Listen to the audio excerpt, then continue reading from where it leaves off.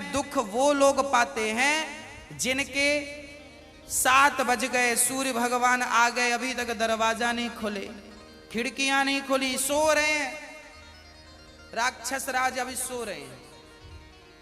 7 बज गए, सूर्य भगवान सिर पे चढ़ रहे हैं, अभी तक आप सो रहे हैं।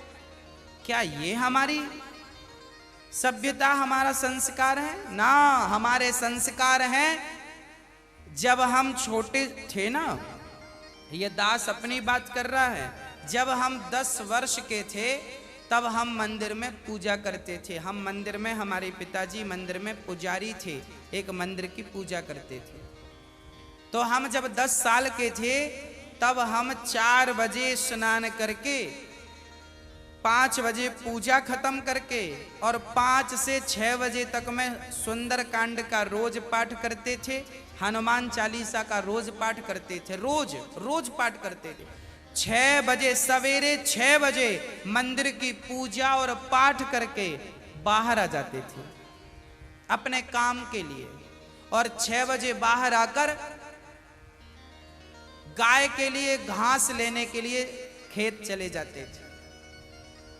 चारा काट करके गाय को खिलाते थे, फिर नाश्ता करते थे, फिर रोटियां, नाश्ते में रोटी और अचार खाते थे।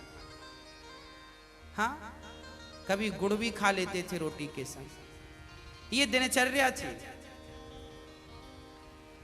पहला काम हमारा भगवान को धन्यवाद देना होना चाहिए, गौ सेवा होनी चाहिए।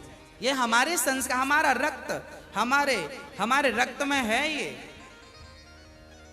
बिना पूजा किए अच्छा ही नहीं लगता। तो क्या करो, सूर्य उदय के पहले, सूर्य भगवान कब उदय हो रहे हैं, लगभग आप 5:30 बजे बिस्तर त्याग दो। बिस्तर त्यागने के पीछे भी कारण कैसा है, कैसे त्यागना है? डायरेक्ट उठ के चलना नहीं है। सबसे पहले जैसे ही आपकी आंख खुले, आंख खोलते ही राम नाम ते ही सुमिरन कीन्हा, हृदय हरस कपि सज्जन चीन्हा, यही सन हठ करी हूं पहचानी, साधु ते हो ही न कारज हानि। हनुमान जी जब लंका में गए और विभीषण की कुटिया पर गए तो विभीषण सवेरे 4 बजे जागे, और जागते ही उन्होंने क्या बोला, राम। अर्थात आप जब जागें तो जागते ही राधे कृष्ण, सीताराम, श्रीमन नारायण, भगवान का नाम हरे कृष्ण कृष्ण कृष्ण हरे जपें। भगवान का नाम लेते हुए बिस्तर से उठें, उठकर बैठ जाएं। बिस्तर पर सीधे पड़े थे, उठ के बैठ गए। बैठकर क्या करना है, भगवान का नाम, हे प्रभु आज का दिन आपने दिया उसका धन्यवाद। फिर दोनों हाथ का ऐसे मंथन करना चाहिए, और जब हाथ गर्म हो जाए तो फिर हमें हथेली को ऐसे खोलना चाहिए। खोलने के बाद हमें एक मंत्र पढ़ना चाहिए। मंत्र याद ना हो तो आप ऐसा करो, कराग्रे वसते लक्ष्मी, कर मध्य सरस्वती, कर मूले तु गोविंदा, प्रभाते कर दर्शनम। कराग्रे वसते लक्ष्मी, कर के अग्रभाग में लक्ष्मी का वास होता है। यहाँ कराग्रे वसते लक्ष्मी, कर मध्य सरस्वती, यहाँ सरस्वती का वास होता है, और पूरे हाथ में भगवान कृष्ण का, नारायण का वास होता है। कर मूले तो गोविंद, तो दोनों हाथों का मंथन, यहाँ लक्ष्मी का ध्यान सवेरे करेंगे तो आपके घर में लक्ष्मी आएगी, सवेरे से ध्यान होगा। सरस्वती का चिंतन करेंगे तो आपकी वाणी से दिन भर कोई गलत शब्द नहीं निकलेगा, गलत वाक्य नहीं निकलेगा, गलत विचार नहीं निकलेंगे, आपकी वाणी से कोई दुखी नहीं होगा। और गोविंद का ध्यान करेंगे, मेरे नारायण, मेरे कृष्ण का ध्यान करेंगे तो आपको सब कुछ मिलेगा। तो पहले दोनों हाथों का मंथन करके दर्शन करें, फिर दोनों हाथों का मंथन करके जब हाथ गर्म हो जाए तो अपने चेहरे पर लगाएं, अपने नेत्रों पे वो हाथ लगाएं, और उसके बाद सबसे पहले उठकर आप अपने बच्चों को ये चीजें समझाएं। सबसे पहले उठकर आप पृथ्वी माता को प्रणाम करें। पृथ्वी माता को हे पृथ्वी माता, आपका धन्यवाद, आपने हमें एक अवसर दिया है।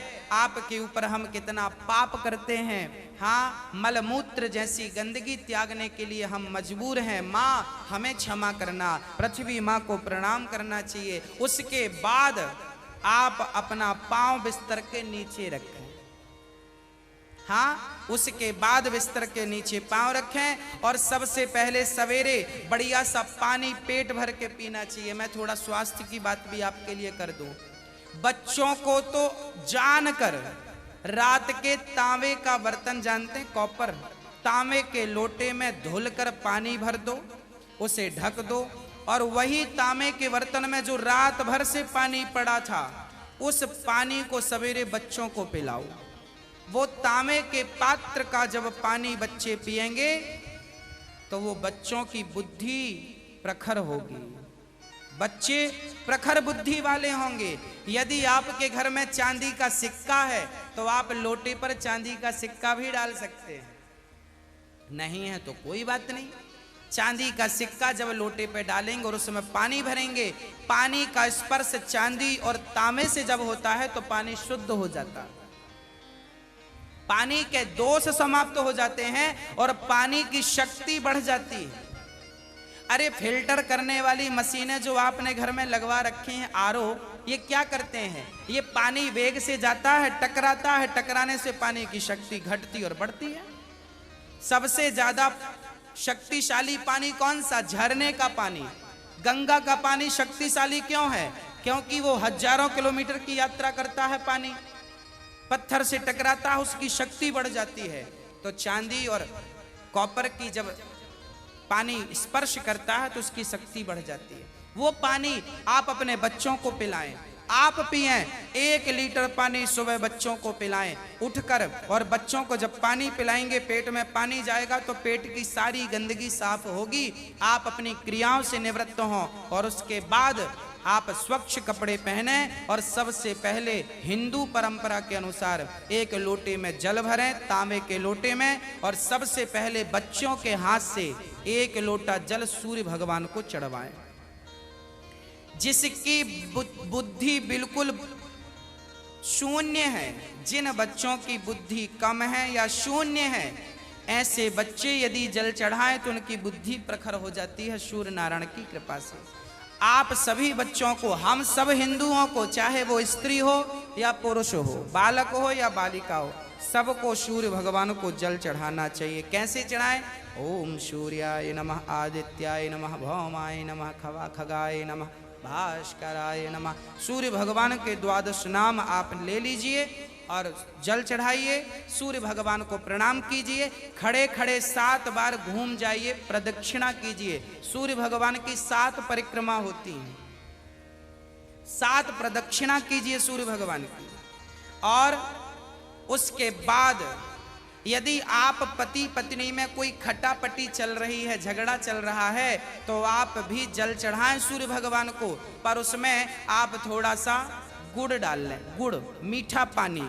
जब मीठा जल चढ़ाएंगे सूर्य भगवान को तो आपके रिश्तों में मिठास बनी रहेगी। और मैं आपको बता दूं कि आप अपने बच्चों को जो जल चढ़वाएं वो सादा जल ना चढ़वाएं, उसमें थोड़ी कुमकुम डाल लो, रोली लाल कर लो पानी को, लाल पानी सूर्य भगवान को चढ़ाओ। रंगीन पानी सूर्य भगवान को, या चंदन घिस के डाल लो, एक केसर का पत्ता डाल लो, ऐसा रंगीन पानी जब सूर्य भगवान को चढ़ाएंगे तो आपके जीवन में भी नाना प्रकार के भक्ति के रंग, प्रेम के रंग, ज्ञान के रंग चढ़ेंगे। हाँ, तो सूर्य भगवान को प्रणाम करो। उसके बाद आप अपने घर से, जो आपके मंदिर हैं घर पे, ठाकुर जी को बढ़िया पूजन करो। एक थाली साफ करो, थाली में बढ़िया सा एक स्टार बनाओ, चंदन का स्टार बनाओ, चंदन से स्टार बनाओ। उस स्टार, चंदन से स्टार बनाकर बीच में ओम ओम ओम लिखना चाहिए। और फिर जो खंड बचेंगे ना, स्टार बनाएंगे तो बीच में ओम लिखेंगे। आजू बाजू जो खंड बचेंगे उनमें आपको लिखना है, या तो आप लिखें श्री राधा कृष्णाभ्याम नमः, या तो आप लिखें श्रीमन नारायण, है ना। आपके जो भी इष्ट हैं उनका नाम लिखें। श्री राधा, एक खंड में लिखें श्री, फिर एक में रा, फिर धा, फिर राधा हो गया, फिर श्री कृष्णाभ्याम नमः ऐसा लिखें। श्री सीतारामाभ्याम नमः भी लिख सकते हैं। ऐसा लिख के फिर लड्डू गोपाल जी को उस पर बिठाओ। ठाकुर जी आपके घर पे होंगे ना लड्डू गोपाल जी, आपने जब वो स्टार पर ये सब बना लिया तो वो यंत्र बन जाता है। उस यंत्र